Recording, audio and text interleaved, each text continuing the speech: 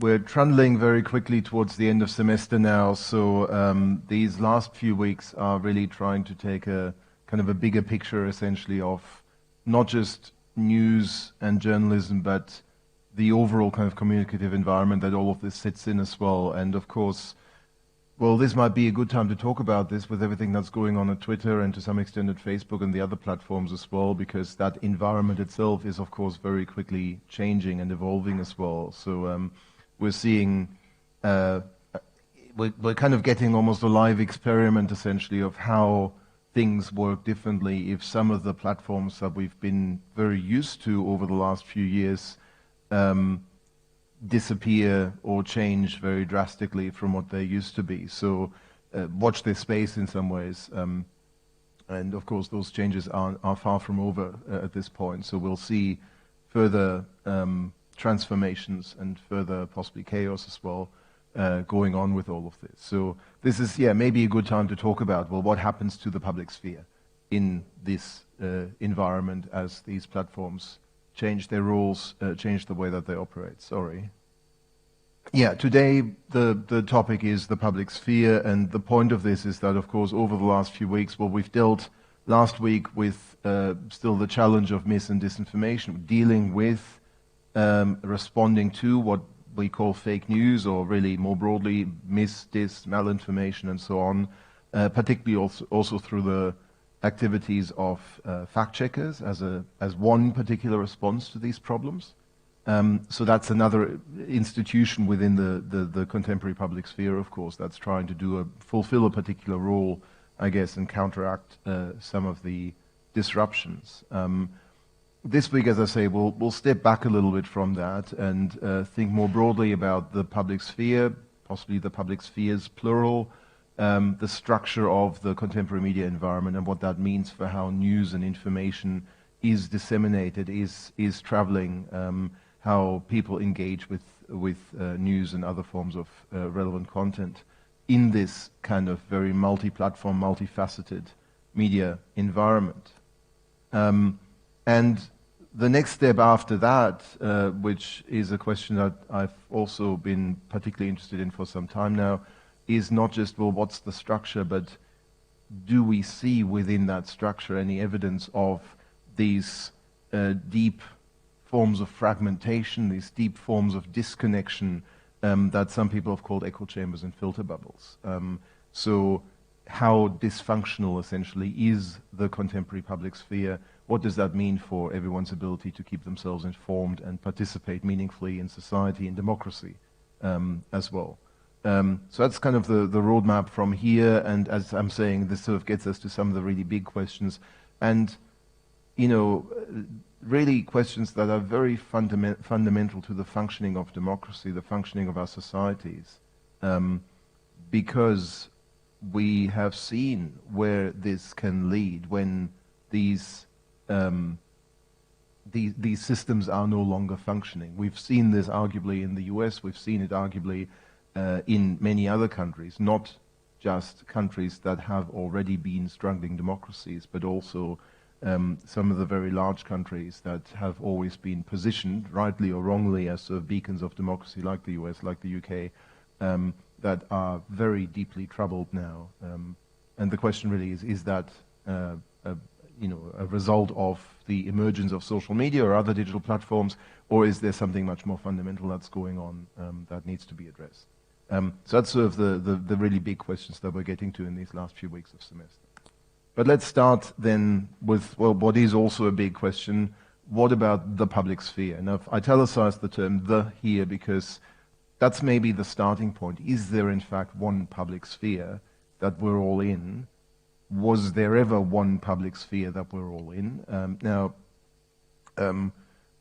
because I know, Swiss academia in media and communication also tends to be quite influenced by German language research, basically, and particularly by Habermas. I probably don't need to say too much about the idea of the public sphere, but let's start there. And the question really is, well, is this, in fact, has this ever been a meaningful, a realistic metaphor for what's actually going on in society? So in a nutshell, the idea of the public sphere is, of course, that at least in the contemporary environment, this is a mediated public sphere. This isn't just simply everyone getting together and having a chat about what's going on anymore, as it might have been in previous centuries when Habermas and others talked about, for instance, the coffee houses and other kind of public spaces as the places where public discussion takes place. But the kind of classic model of the mediated public sphere, of the public sphere in the 20th century, is really a mediated model. And, you know, the image that I've put up there is, of course, well, of a television to begin with, and that really was one of the key technologies for mediation, along with newspapers. And not just the television, but also television showing the main German news broadcast, Tagesschau, which in some ways was perhaps the quintessential way in which the public sphere was mediated in Germany, with, you know, upwards of 50% of people tuning in, up to 80% of people tuning in on given nights to watch what was going on in the world, what was going on in Germany, what was going on in politics. So that's very genuinely perhaps something that can create a public sphere across society within that country. But it is mediated, it's carried on, and this is coming from Habermas himself, by an elite of journalists, of politicians, of others who are featured. And it's carried on, of course, on what he calls a virtual stage of mediated communication. So it doesn't involve us as ordinary citizens, but it involves the elites that are identified as representing us, whether that's politicians or journalists or others.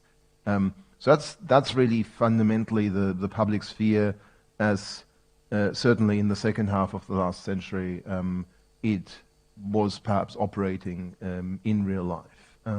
And that, of course, has significant problems as well, because it is exclusive.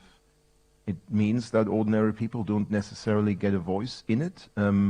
They might be represented by their elected representatives or by others, but they're not necessarily visible themselves. Other critiques have been made that it was largely a white male public sphere, of course, rather than representative of a broader cross-section of society. And of course, what it also does is it privileges rational deliberation, nicely, rational debate between people who are listening to each other's points of view. And that is not necessarily also the experience, of course, of actual political debate in Germany or anywhere else. These are perhaps some of the initial criticisms, of course, of the sort of Habermasian public sphere. So increasingly there's been plenty of people who've said, well, did this ever exist in any kind of meaningful way? Was that ever really genuinely a public sphere, or just a display of public deliberation on TV and in newspapers? What about the actual debates that people were having elsewhere outside of this virtual arena, virtual stage of public deliberation?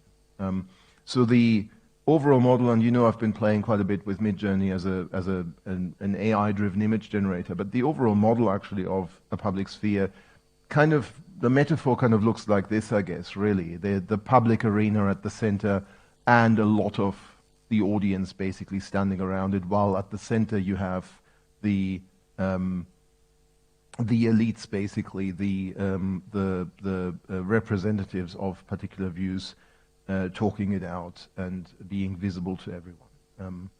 So that's the kind of understanding of the public sphere that ultimately we've come from in the 20th century.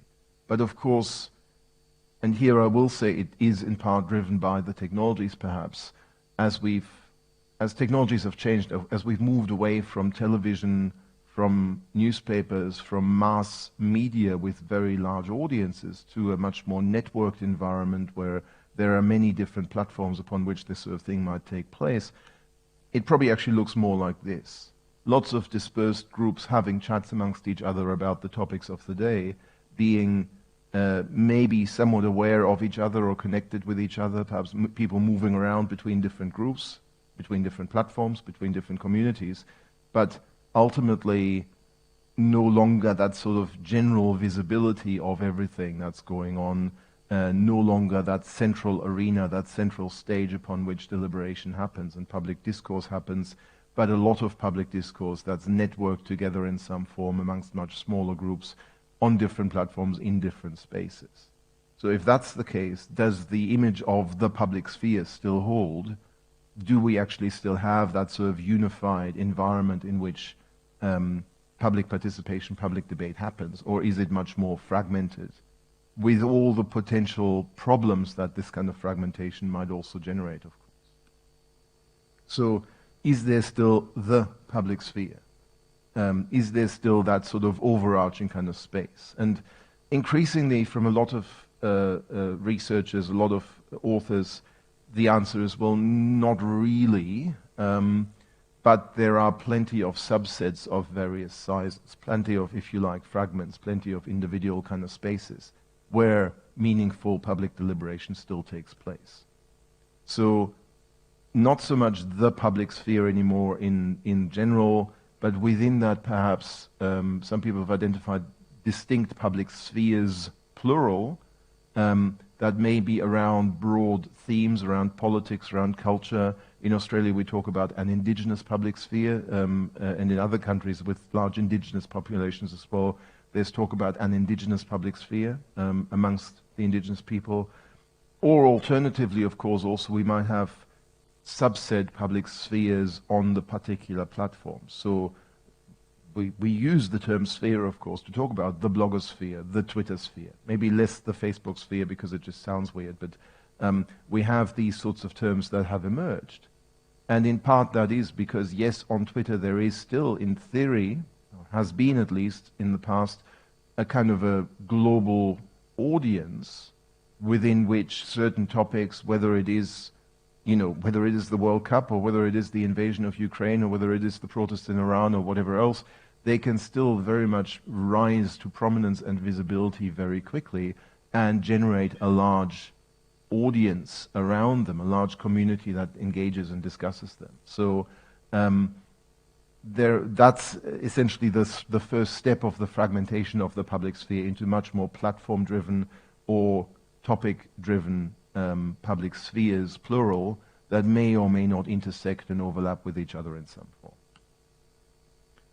Below that level, we've seen people talk about public spherules or sphericals that are perhaps slightly smaller than this sort of broad thing. So not just a public sphere around politics in a given country, but perhaps a public spherule around particular areas of politics, whether that's, say, what to do about climate change, what to do about gun control, what to do about discrimination, what to do about immigration, and so on. So you might have public spherules that deal with these subsets of political debate and attract people who are very deeply invested in those subsets, but are not necessarily fundamentally engaged in a much broader debate around politics in general, for instance. And it might not be politics, it could be any other kind of subset of public debate as well, of course. So that's kind of shrinking in size further, but perhaps also increasing the level of participation, the level of commitment to public debate at the same time. And then below that, you might have an even more specific level of debate that's no longer even about these sorts of broader topics, but maybe just around specific issues, events, topics, whatever it is, something that's much shorter lived, something that's much more specific. So you may not talk about climate change overall, you might talk about the COP27 summit, or a particular natural disaster or whatever else it might be. You may not talk about geopolitical relations, but you may talk specifically about the war in Ukraine. That's how you kind of, again, focus in on a very specific thing. And of course, that specific thing might just last a few days or a few weeks and then it's over and then the issue public disperses again. Or it might, of course, have something more of a more longevity, and perhaps then even it articulates up into a public spherule from there because it becomes part of a larger discourse. So there might be connections between these different levels as well. And then finally, and this may sound a little bit contradictory in itself, more and more people have also recognized that there are publics around each of our own personal kind of spaces on social media platforms particularly. So the collection of people who you're friends with on Facebook, who you follow and who follow you on Twitter and other platforms, they're your own personal public. And you engage with them day in, day out in some form. And of course, these people all have their own personal publics as well around their accounts, and those personal publics will overlap to a greater or lesser extent with each other too. So that in itself is a public. It's not shaped around a particular issue necessarily, but it's shaped around the individual and their interests, their choices of connecting with others at least, which are often driven by interest and identity, of course. And these kinds of publics are forming, of course, an kind of a layered network of overlaps between each other, across which information can also travel, and can travel quite quickly in many cases too. So that's the lowest kind of level of publicness, in a sense, the most individual level of publicness. That's clearly far away from the idea of the public sphere, which is meant to encompass kind of everything. And it is a much more fragmented, a much more networked kind of space, of course, that very much depends on our own individual choices in who we choose to connect with, as well as perhaps on some level of algorithmic kind of curation, as the platforms suggest people that really we should connect with and bring us together with others, that we have something in common with, perhaps. So that's kind of a layering, if you like, from the larger to the smaller spaces. Now, it's not necessarily meant to kind of be this Russian doll kind of system where they all fit into each other. They may overlap to a certain extent, but they may not necessarily quite sort of fit as neatly into each other as those Russian dolls might. So you don't necessarily have personal publics that sit within issue publics, that sit within public spherules, and so on. They might spread out more in a network kind of fashion as well. So not so much hierarchical necessarily as perhaps the visualization here implies. And that's part of the question, and that's part of ultimately the empirical question for research that deals with particularly online, digital, social media communication. What structures can we actually identify empirically as well, and what do those structures mean for how information is disseminated, for how people engage in public debate, for how they inform themselves, and therefore for how they can participate in not just public debate, but also, of course, in society and democracy overall. Now, this is an image that I've been carrying around with me for some time now, for quite some time now, which to me, in a sense, is another way to visually, metaphorically approach what that public sphere or that network of publics might actually look like in the end. So that might need some explanation, obviously, because it's fairly abstract in the way that it's presented here. But the idea is essentially that, yes, at the center of a lot of this, of course, mainstream media are still around. Mainstream media still have large audiences. So they haven't gone away, but they've lost their ability to really command the public sphere, to really be the space in which the public sphere happens, in which public debate and deliberation happens. They have a role to play, but that role has shrunk. And while they might still be at the center of things from certain perspectives, there's a lot else going on beyond and outside of the mainstream media that might in some form relate to it, but no longer is entirely driven by it. So at the center, yes, we've got the mainstream media, but then we've also got at the fringes a lot of niche media of various forms, whether they are commercial or non-commercial operations, whether they are subscribing to journalistic ideals or not. They might be all sorts of other things as well. So at the periphery, at the fringes, you might have all sorts of operators that provide other spaces in which public debate and deliberation can happen, of various forms, of various quality as well.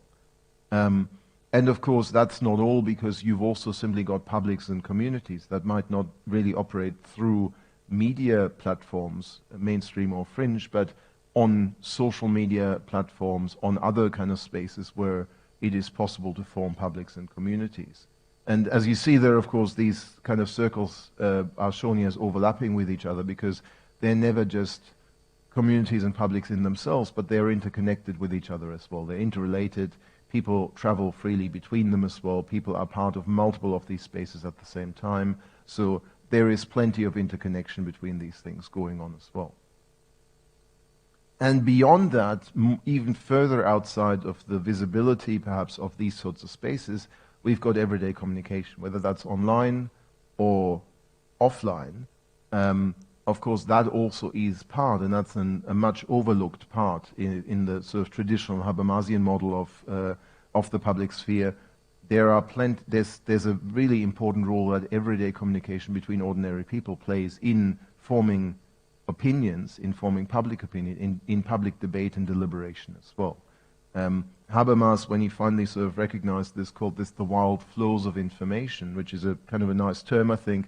And I think part of my argument here is that those wild flows of information outside of the visibility of mainstream media and even of these niche media are actually a really important, a very, very large part of public communication as well. They're just not particularly well recognized by orthodox public sphere theory because that has focused so much on the elite communication at the center. So that space around the mainstream media, that space outside of that central sort of public arena, if anything, has grown substantially with the arrival of new communication technologies over the past 20 or 30 years, I guess, now. And its role still hasn't been fully, I think, recognized. And it has, of course, both positive and negative effects. It has had the positive effect of bottom-up organization of new forms of communication, of new forms of activism, of new forms of politics. But it's also had the negative effect of enabling more problematic forms of communication, whether that is populism, hate speech, abuse, or any other kind of problems that we see today. So that's also part of the transformation of, the ongoing transformation of the public sphere towards something that has a lot more space available now for people outside of the media to communicate freely and actively with each other and with the elites as well. So that's kind of what that image is meant to represent. And within that then we have different formations of activity amongst people that I think it's worth going through in a bit of detail, because the terms that we use to describe all of that are actually incredibly important to define what's going on here. So let's talk a little bit about this, and I'll go into some more detail as we go. Again, we have perhaps some spaces that are fairly fast-lived, and these might be publics, they might be crowds, they might be sort of very quick public reactions to what's going on, fast-moving, short-lived, therefore also perhaps quite limited in what they can achieve, in what they focus on, and kind of there and gone very quickly, if you like. We might have these public sphere rules that are much longer lived and much more defined by larger topics, larger themes. They might exist for much longer, but of course that might also mean that they perhaps start to disagree amongst each other. They may no longer have a very fundamental agreement on the right course of action, on how they all feel about a certain topic. We might then still have those public spheres as well that that kind of encompass a lot of this other stuff, and that are perhaps much more visible ultimately as well. And then, well, there is still the question of the public sphere, of course. So is that now simply, is what we could call the public sphere today simply kind of the sum total of all of these things put together? That's, again, just in a nutshell, what I've been trying to say so far. So let's then go through some of these terms in some more detail in order to really better understand, well, how might we distinguish between different forms of engagement, communication between these different groupings that might be supported by this networked digital space that we're in. And I'm going to start with groups here, because that's sort of the smallest building block in a sense. what we might call a group tends to be a fairly small kind of grouping, and sorry, there's really no other term I can use. So largely, usually a fairly small number of people who come together around some very clearly defined, distinct interests and values, aims perhaps as well. They've got fairly stable relationships, and those relationships might extend offline, of course, as well. They may not purely know each other from online spaces. And in fact, whether it's offline or online hardly even matters, perhaps, in this particular case. And within those relationships, they might have distinct roles. They might not be able to articulate these roles very specifically, but there might be very distinct roles. And, I mean, for a bit of fun, but with that group of Star Wars characters, you have some very distinct roles, of course, there as well, perhaps. So that's the kind of the logic, essentially. A bunch of people who are fairly well known to each other, who organize themselves in a group form. Now, we might find them also empirically, by the way. We might find them because they interact with each other quite regularly, quite strongly, quite actively, quite stably as well, repeatedly, essentially. They're clearly well connected to each other, and they share perhaps a certain language, jargon, vocabulary. They have particular markers of identity. I mean, as again, that group certainly has. You can identify them as all being kind of part of the same crowd. And they might also refer to the same media objects. They might draw on the same media sources, for instance. They might share the same kind of content, the same memes, the same other content. And they will understand what they mean as well, which outsiders may not. And so ultimately, they also might engage in very similar activities. That's sort of the smallest building block, if you like, of groupings that we might be able to identify. If we scale up from that, we get to something that might be better called a community. And the beehive is actually a useful metaphor, because that clearly is a community in that sort of sense as well. That's a larger grouping usually, and maybe not everyone knows everyone else anymore, but you might within that have key participants, key members who clearly stand out as being community leaders. Again, in the beehive, you've got the queen, and you've got a bunch of other sort of key functions, essentially, that are fulfilled. So at least the center of the community is perhaps quite visible and quite well known. Again, they have their own specific rules. They also will still have some degree of shared interests, shared values, shared aims. They will have kind of a community ethos, perhaps, but that ethos also becomes more contestable. Individual members of the community might start to say, well, why are we doing things this way? Couldn't we do it another way? And then the community might have a debate about it, or members of the community might just say, well, that's the way we've always done it. If you don't accept that, then you're not really part of this community. So there may also be a bit more conflict that starts to happen in these sorts of communities. And for that reason, in part, you get a much more complex structure in these sorts of communities. It's not just everyone's kind of connected and known to everyone else, but you have a center and a periphery. You've got followers and leaders. You've got a central kind of group within the community that really represents it. And if you don't quite subscribe to what the community is about, then you are being pushed to the periphery, and you might not feel fully part of that community either. So that's the logic of communities, ultimately. So again, we can find them, of course, because they clearly stand out as a grouping of people, of members who are very frequently, repeatedly interacting and interconnecting with each other, online or offline, but particularly also online these days.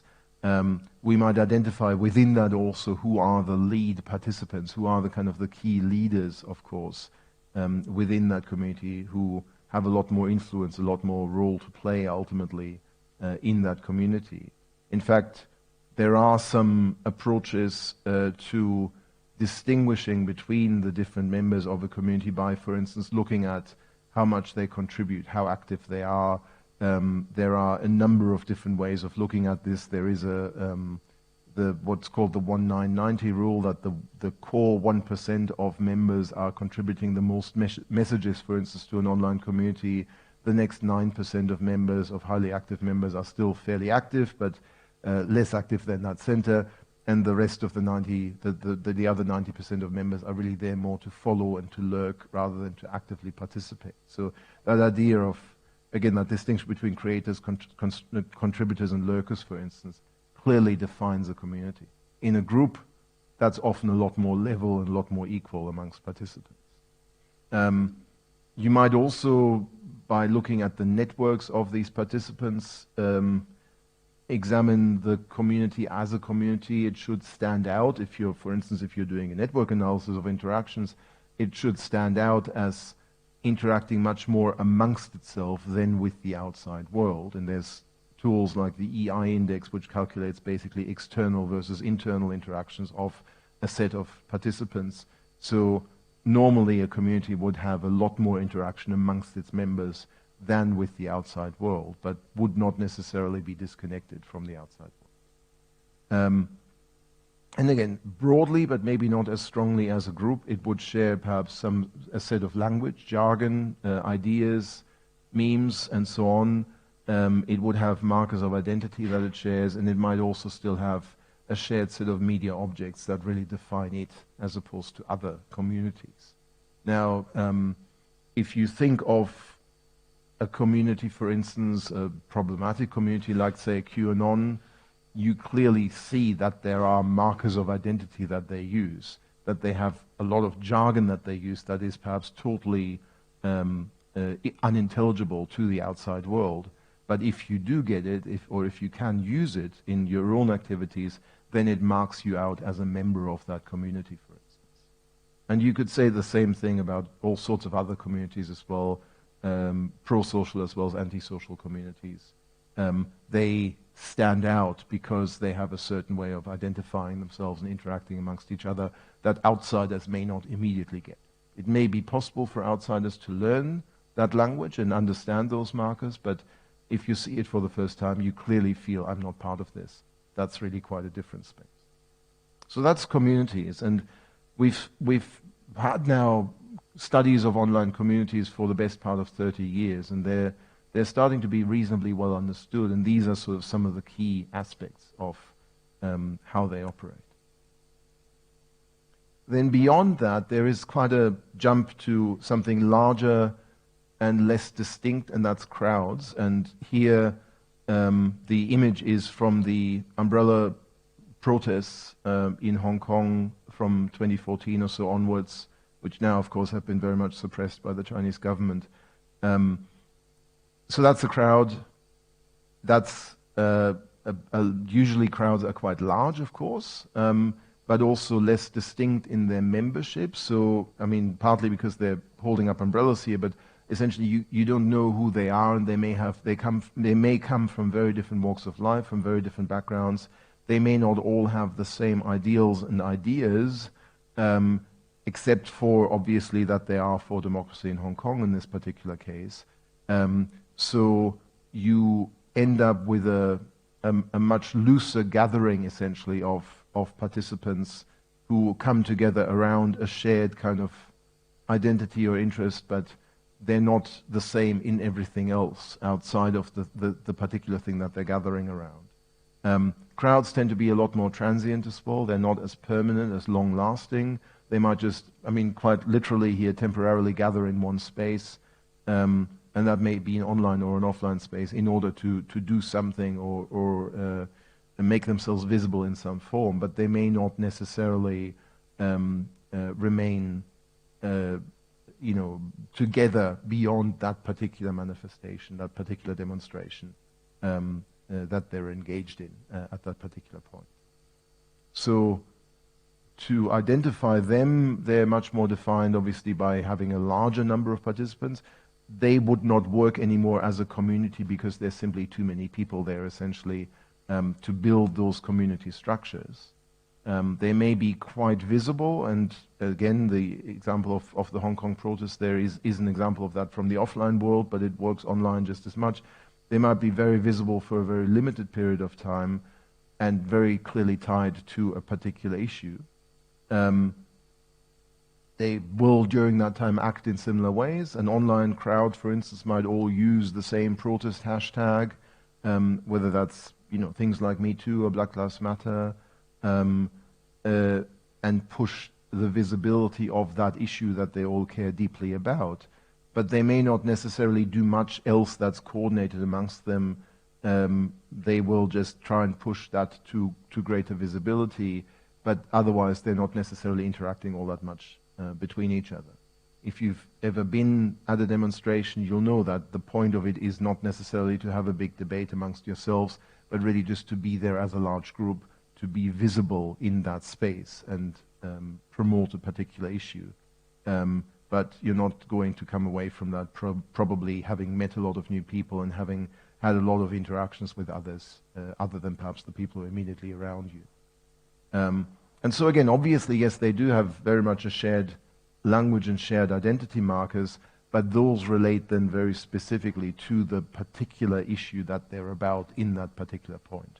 So they might all wear similar clothing, they might all, in this case, have the same, well, have umbrellas with them that they open, they may all have banners that say Black Lives Matter or whatever, but beyond that, there isn't necessarily any kind of shared discourse that they engage with. And in fact, and this is perhaps where the example of Black Lives Matter gets a little bit complicated, then we have publics. And that's sort of getting us back to where we started in a sense. Publics are usually much more connected to a particular issue or a text or something that brings them together beyond just the broad kind of idea that something needs to change in the world.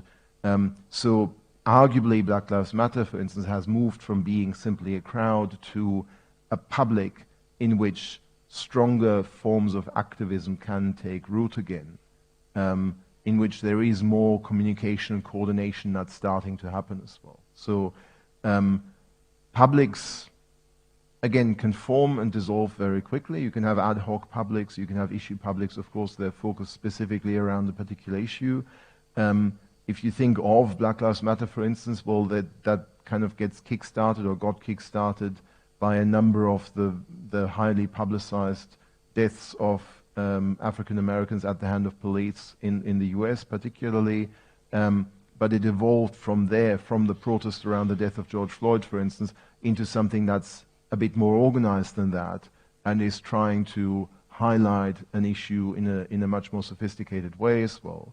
And so in essence, more leadership or more visibility of particular activists might start here, and those activists might start to coordinate much more. So the leaders of the George Floyd protest and the other protests around the specific deaths might have started to coordinate more with each other and communicate publicly around this and sort of say this is not just an isolated issue, but it is part of a much larger, much more fundamental problem in the US. And so, as they do so, maybe more values, more shared values and ideas actually start to emerge amongst them as well. So, courses of action that might be preferred, ways in which to approach the particular issue that they care about, rather than just saying this has happened and it's horrible, but it's also this has happened, it's horrible, what do we do about it? Do we defund the police? Do we take other forms of action? Do we, engage with politics or whatever else might be necessary? So publics become, through that, much more capable of organizing towards a common goal, essentially. Arguably, and with very different circumstances, obviously, that might be the difference here also between the crowd that existed around the umbrella protest in Hong Kong, which did not manage to achieve change, and the Black Lives Matter protest that turned into an issue public that was able to achieve a certain amount of change. Certainly not enough, but was able to make that conversation a lot more visible. Of course, the problem in Hong Kong was also that becoming an issue public was very much suppressed by the state as well. So it did not perhaps have the opportunity to develop from a crowd into a more fully fledged issue public at that point. So that's perhaps the distinction between crowds and publics, that ultimately publics develop much more of an awareness of each other, of the people that exist, and therefore a way to coordinate amongst each other as well. So again, they might be quite large. They might have just some very strong activity for a fairly limited period of time, of course, and they're very much defined perhaps by the issues. But compared to a crowd, there is more interaction going on. There's much more coordination that might start to happen. And in fact, they might develop more shared language and more shared views and attitudes and content as well. And ultimately, perhaps also through that, develop a set of core values that the issue public starts to adopt and promote. And out of that might then develop longer-term structures and longer-term leadership. And of course, depending on then how it develops from there, it might in fact turn into a community as well, perhaps just the community of the core members who are part of this, who are driving things forward. So these formations are not necessarily mutually exclusive or entirely separate from each other, but there could also be a trajectory from a crowd that forms in response to a particular thing, a particular event, a particular scandal, that then turns into an issue public that kind of pushes that debate and that issue forward much more. And then perhaps as the larger kind of group falls away, the core of that issue public turns into a community, for instance. That's quite a typical trajectory that could happen here. And then finally, I guess there's another term that gets thrown around a lot, which is audience. And an audience, of course, as the term implies, from audience, from hearing, is usually focused on a particular text, on a particular form of media content. And I don't just mean text in the sense of words on paper or words on screen, but any kind of media format, of course. So audiences gather around, well, in this case, presumably a concert, or they might gather around a movie in a cinema, or they might gather around, of course, an online text of some form as well. And by virtue of that, and particularly online, audiences tend to be, well, can be quite large, of course, but they also tend to be quite dispersed and quite unaware of each other, because you might just all watch the same video on Netflix, or the same show on Netflix, or the same video on YouTube or whatever, but you're not necessarily aware of everyone else who's doing the same as well. So you will be part of that audience, but you have no way of reaching everyone else who's part of that audience. And that, therefore, you're also not able to act together with these others, basically. In fact, the people who are part of that audience may have no values in common with each other at all. They might just all be interested in the same thing. We see maybe an example of this right now with the World Cup going on. There is clearly an audience around each individual World Cup match, but the people who watch that may have nothing other in common than an interest in football, for instance. They may have very different views about Qatar and human rights abuses there, and women's rights and trans rights and so on. They may have nothing in common beyond their interest in football, and that's kind of a classic audience behavior as well. So you can find them around that text. Audiences can be very small or very large, depending on how attractive that text is, of course. They usually are reasonably passive, I guess, in terms of how they engage with that text. They observe it, they watch it, they read it, they consume it. But they may not then actively do anything about that. And partly because of that inactivity, especially when we're talking about the online context, where they could leave, of course, some traces of their activity, but if they're not actually actively contributing content themselves, they remain largely invisible. And you might only see that a certain video has had this many views or that many downloads, but that's all you know about that particular audience. And so they're not really traceable in the same way that active participants in an issue public, in a community, in a group, turn out to be. So, and I think that's the last one of these.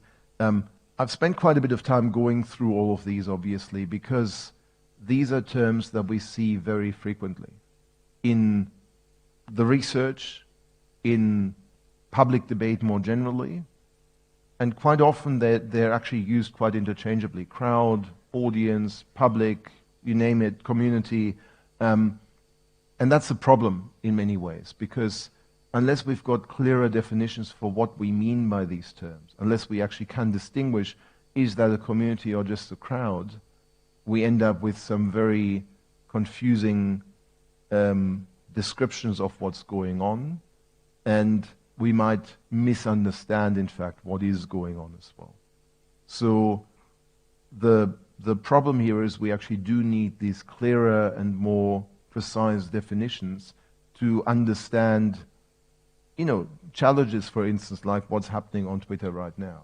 Is there, in fact, a Twitter community, or is it just a crowd? Are there publics on Twitter? Is it a public space or not? The answers to those answers depends how we should engage with the platform, how we should perhaps regulate the platform as well, how we should feel about a single entrepreneur bringing it all down. If it's just a space where crowds are, then perhaps it doesn't matter too much. If it is a space where publics gather, where communities gather, if it is an important place for communities to support each other and sustain each other, then that matters a lot more. So having clearer definitions that enable us to diagnose, well, what's the purpose of not just Twitter, but any of these individual platforms, of any of these communication tools that we have available to us, is actually really important in order to find answers to what not just policy, but what other forms of intervention should do with and to these spaces. To take another example, if you think of something like, a problematic community like QAnon, and I'm saying community here because I think that's probably what it is, but if we think of something like QAnon, it actually matters whether we think of it as an audience, in which case the easiest way to shut down QAnon, if that's what you want to do, is to remove the central text that they gather around. If it's a community, then the way to deal with it is actually to understand who it's led by, who these people are, where they're coming from, and perhaps to, again, dismantle their opportunities for leading that community if that community is seen to be problematic in some form. So it matters for our approach to these spaces and to these communicative formations, how we define them, how we understand them. And so having more sophisticated ways of actually talking about them, of analyzing them, is important. And of course, the question that certainly for the purpose of this course we'll always come back to is, well, what's the role of news in any of these sorts of spaces? What kinds of communicative formations does news fit into? Does news circulate in? How do news producers, news organizations, journalists, and their companies engage with any of these sorts of spaces as well? And again, for that, they've got to build a more sophisticated understanding of, well, what are these spaces? What are these kinds of groupings that we're dealing with here? How do we understand them? How do we make sense of them? So, and now I'm kind of jumping back to something that we discussed quite early on in this semester, but to some extent, in fact, at least for Twitter, but also in many ways for other platforms, hashtags do play a fairly important role with all of this as well. Hashtags have been crucial on Twitter and elsewhere for coordinating around specific topics, to the point that, of course, you do see hashtags appear also on people's banners as they're marching in the streets. So that's a sign of how important and how understood they are as a way of coordinating, basically, around certain topics. And I'm not going to play this again, but you remember back to a few weeks back when I played you the video of Chris Messina talking about how he created the hashtag basically as a tool for topical coordination, as a way of enabling people to come together as an ad hoc public, in fact, around the wildfires that were happening in 2007. So that is an example of an ad hoc issue public that comes together around a particular event in their neighborhood to understand what's going on, what can we do about it. And that was really the birth of hashtags as a tool for issue publics in particular. But so are hashtags kind of equivalent to issue publics, for instance? And that's kind of a common misunderstanding that we need to be quite careful about. In a sense, with all of these terms that I've just gone through, groups, communities, crowds, audiences, publics, you could make perhaps an argument that that's what hashtags enable. So what are hashtags ultimately? What do they represent? That's a question that for the last 10 or so years, certainly 15 years, we've gone over and over in social media researches. So in a sense, there can be all of these things. If you've got a hashtag like a match hashtag from the World Cup here, then maybe that's just enabling people to be an audience, to follow the hashtag, to see what's happening in the match and get the results and whatever. If you are following the hashtag but not posting into it, maybe that also means that you're a crowd. The example here might be the Auspol hashtag, which is the long-standing hashtag for discussions of Australian politics, which has been going and has been high volume for a very long time.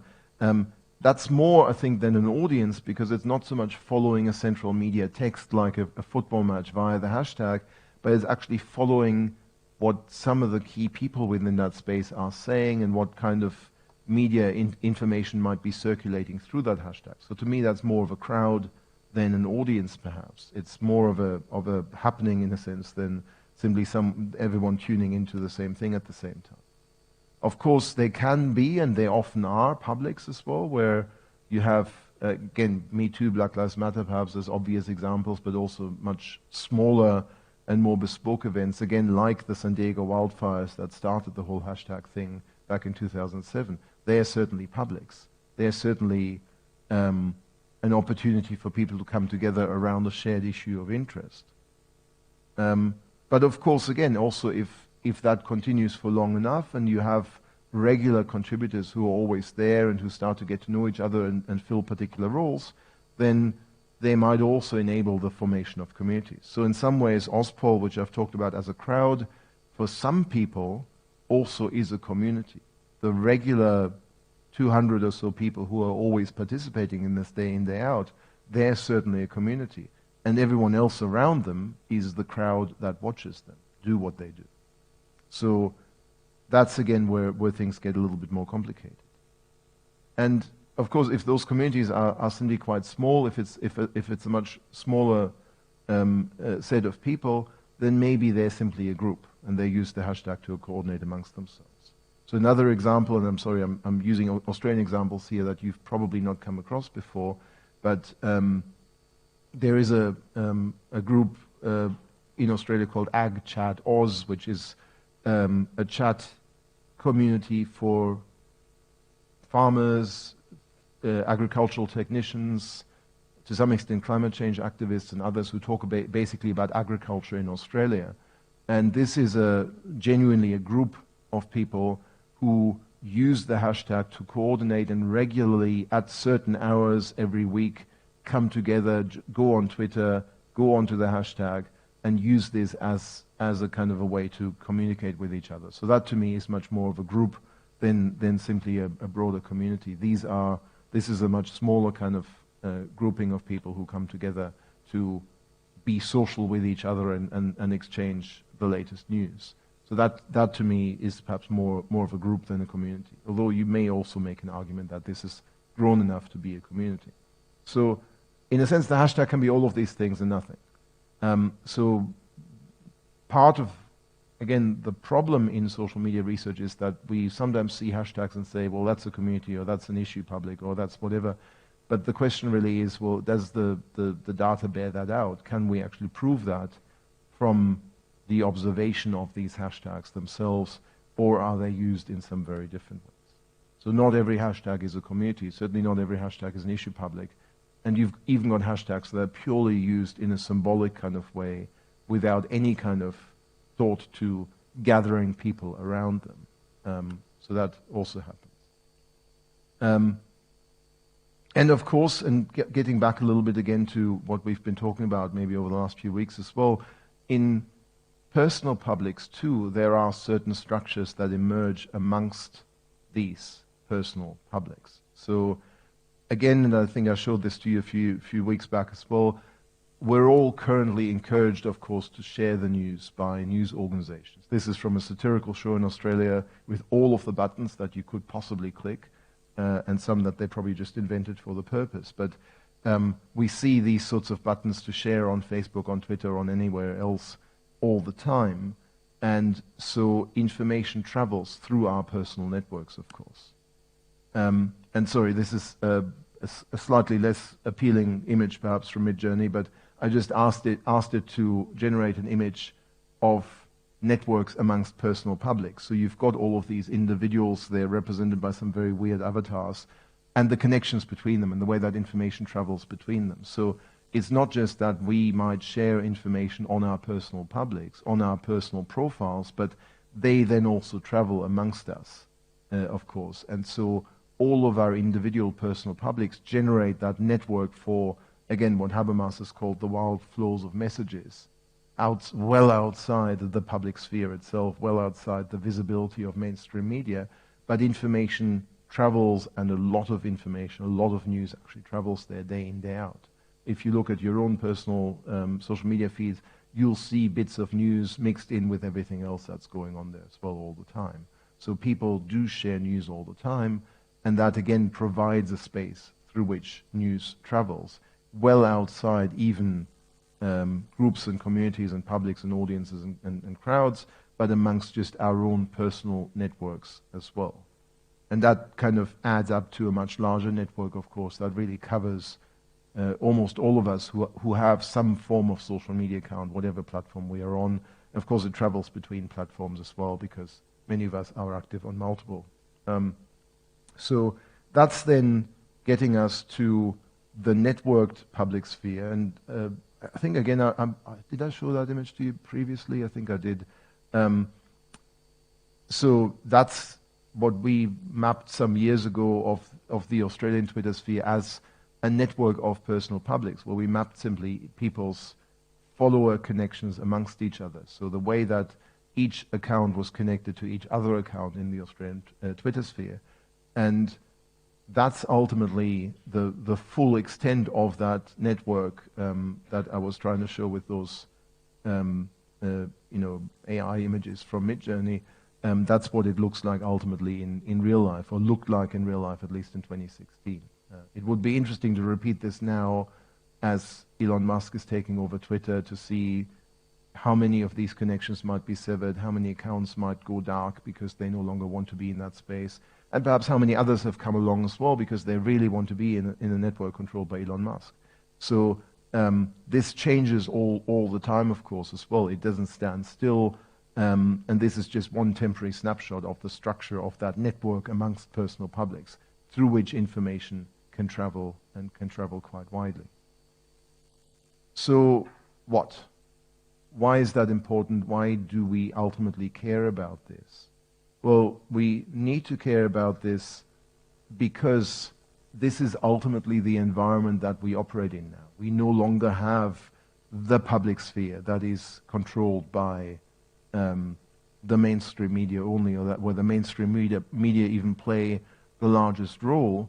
What we have, if anything, is a networked public sphere, or perhaps just a network of publics within which we all operate, within which society overall operates, with all of these things. So mainstream media, niche media, publics, communities, everyday communication, blah, blah, blah, still in there, but with the networked part of it, the wild flows of networks amongst their own personal publics, all of these other forms of publics, communities, crowds, and so on, much more prominent ultimately. And that, again, the point of this is that that structure is quite fundamentally different from the structure that, Habermas could write about in the 1960s, from the sort of high point of a mediated public sphere, mediated by mainstream media organizations, by TV, radio, and print. And that necessarily changes the way that public communication, public debate, public deliberation, society, democracy work. And we're seeing, I think, at the moment, and we've seen now for the last 20 years or so probably, the transitional pains, the transitional problems that's causing as well, in the way that populism, propaganda can emerge and can disperse very quickly across this sort of network, in the way that new forms of activism, for the worse or for the better, can emerge and establish themselves and become popular and become influential as well. In the way that influence itself works now quite differently from the influence of mainstream journalists, politicians, and media organizations. So we've seen the transitions over the last, since the advent really of the web, but really over the last few decades, with particularly, I think, social media platforms playing an even more important role. So we urgently need to understand what's going on here if we haven't yet. We urgently need to find ways to respond to some of the things that are going wrong, obviously, as well, in order to avoid, maybe for many of our European democracies, to go down the same drain as the US democracy has gone over the last 10, 15 years or so. So that's what's at stake ultimately, and that's a lot that's at stake. So ultimately in all of this, the metaphors that we use matter. Again, and metaphors, it's actually interesting to do, and this is why I'm doing quite a bit of it, to use these sort of AI tools to tease out those metaphors. This is what the AI thinks is a beautiful photorealistic painting of the public sphere. A lot of people sort of standing in the same space together and having obviously an animated argument perhaps about what's going on. But the reality might look a lot more different from this. The reality might be a lot more networked and invisible and no longer quite so knowable. Not everyone in the same space, not everyone aware of each other, not everyone aware of who everyone is either. So a lot more of a messy structure ultimately that we're dealing with. The metaphors that we use matter because metaphors generally help us think about things that are difficult to grasp for us if we don't see them all in front of us. So if we think of the public sphere as sort of the setup that we've got here, actually, some person at the front and a lot of people listening, that's very different from thinking of the public sphere as a network amongst people who all have the ability to say something and for a kind of an uncontrolled flow of information back and forth between us. If we use the wrong metaphors, if we use metaphors that no longer represent what's actually going on in reality, it will mislead us to make the wrong diagnoses, the wrong, and find the wrong kind of solutions to perhaps the problems that we want to address. So having the right language, having language that is actually backed up empirically by what we can observe, having language that captures the reality as much as possible. Nothing will ever accurately capture everything, but having the language that accurately captures the reality of what's going on is important in order for us to come up with better solutions, with better approaches as well. And those approaches, of course, aren't just us as researchers talking about what's going on, but they're also policymakers finding ways to regulate social media platforms. They are companies, tech companies, taking different approaches to running their sites and so on. And if you think, again, without wanting to belabor it too much, if you think of the way that Elon Musk talks about Twitter, there may be a lot of misunderstandings, a lot of really poor metaphors that he's using for how he understands what Twitter actually is and how it works. I don't think he uses the term community much, and if he uses the term community, he might actually misunderstand how Twitter might operate or how different communities might operate on Twitter. So these metaphors and this language actually matters quite significantly, particularly, of course, when you've got individuals like Musk in charge of things, and they can just snap their fingers and change everything around. So that's part of the problem that we need to address by finding the right language to describe and diagnose what's actually happening. So ultimately, if there isn't the one public sphere that we've always talked about, the singular kind of public sphere that everything's in, then having policy, having technical approaches, having economic approaches to a singular public sphere no longer makes sense. And we've actually got to take approaches that deal with the complexity of networks to make sure that everyone, citizens overall, are able to exercise democratic rights, but also exercise their democratic obligations of informing themselves about what's going on in the world, and maintain a full and sufficient awareness of the current issues in society. So that's why we need to care, I think, about this. So replacing one AI-generated image with another, that to me might be more what the network public sphere in a sense looks like as a metaphor. Obviously a lot of networks, a lot of interconnections, some spaces that are perhaps more technical and more just driven by technology than others, some spaces where there are people actually gathering there as well.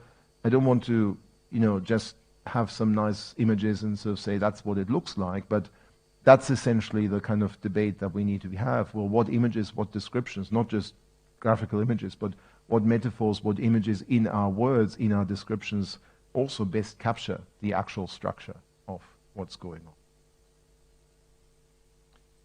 And this kind of leads to what we'll talk about next time as well, by the way, because part of the diagnosis, of course, of what's going on within these networks is about how fragmented or not these networks might be, how easy or not it is for people to enter into echo chambers, filter bubbles, or not. So again, and sorry, I don't want to overdo it with the AI images, but it might be a bit nicer than just looking at me talking. I think what it came up with actually for echo chambers is kind of a really interesting depiction, and probably the sort of thing that many people have in mind when they talk about echo chambers. You've got the sort of single feed of information that reaches you, and you're sitting there alone, or perhaps just in a very small kind of group, receiving basically, and you're influenced immediately by that. That's maybe the idea of an echo chamber, that you are just sort of stuck in this sort of isolated space with the feed of whatever QAnon conspiracy theories or whatever coming down the line at you. And so if that's the case, and if that's a problem, then maybe we need to either break down those walls or plug the kind of the pipeline through which this comes down to you. So in some ways that leads us perhaps to seek technological solutions. Make sure that people aren't so enclosed in the echo chamber. Make sure that there isn't just the one pipeline of stuff coming to them, but make it a lot more diverse and open-ended and whatever. But maybe the other possible metaphor and the other possible kind of view is that other image of hyperconnectivity. Maybe the problem is in fact that we're so fully connected with everything all the time, that we've got so many different information sources that we've got access to, that it's getting very difficult for us to make sense of all of that. That we're basically standing in front of all of this overload of choice, and it gets very difficult to work out, well, what's true and what isn't, who do I trust and who do I not, where do I even start with seeking information? And that may be the problem that then leads people who say, do your own research, work out your own views about the pandemic or whatever else, and gets you to the point of saying, well, I'm just going to trust these people because they shout the loudest or because they sound the most authoritative or whatever else it might be. And that gets you to a point of maybe confusion just as much as just being in an echo chamber. So again, which of these metaphors better describes our reality today? That's something we'll talk about more next time around. So just to, as we close then, a bit of hope perhaps in all of this as well. So from Peter Dahlgren, who's written a lot about the kind of transformation of the public sphere and the kind of move beyond the singular public sphere. The idea that, well, new communication technologies do offer unprecedented possibilities for democratic as well as undemocratic intervention into the political arena. So that's, I think, describing probably quite accurately what has been going on, that there is still, of course, a political arena that is represented by parliaments and other institutions, but these new technologies actually enable others to have their say and to influence and intervene in those public debates, in those political debates that still happen there. And the question really is how we perhaps shape this more towards the democratic rather than the undemocratic side. And John Keane, who is a philosopher of democracy really ultimately, points out ultimately that that kind of diversity that we are certainly seeing online and in the kind of current communicative environment is perhaps what we need to pursue as well. But of course in a healthy and more positive kind of way. A healthy democratic regime is one in which various types of public spheres are thriving, not just the one, not just a single one of them actually enjoying a monopoly in public disputes about the distribution of power. So having plurality should be a good thing. Having plural voices, having plural public spheres, public spherules, publics, whatever we call them, should in fact be a positive development. And that's certainly what we've seen, I think, over the last few decades, that we've moved into that kind of plural environment where we've got all of these different spaces in which public debate and discussion happens. So in principle that should be a good thing, but how do we make sure that it doesn't lead to a fragmentation or just a lot of individual debates that no longer connect up with each other? Because that then brings down, that then undermines the health of democracy quite significantly, because it is no longer a single healthy democratic regime. It might be multiple regimes of various health that operate sort of next to each other, alongside each other, and are trying to influence the political arena. So that's where I think we'll leave it for today. And this probably sets up some of the debate already that we'll have next time around when we go into the whole question of echo chambers and filter bubbles. Now for that, again, I've given you another article beyond the textbook itself, where I'm kind of going through the argument for or against filter bubbles and echo chambers in some detail. That's sort of a condensed version of the argument in a book that I wrote called Are Filter Bubbles Real? And hopefully is kind of a reasonably accessible way of kind of starting to go into and go through these kinds of arguments. So read that for next time, and that's where we'll go into a fair bit more detail about this whole question of echo chambers and filter bubbles that I've sort of started to sketch out just at the end there. So thank you all, and I'll see you again next week.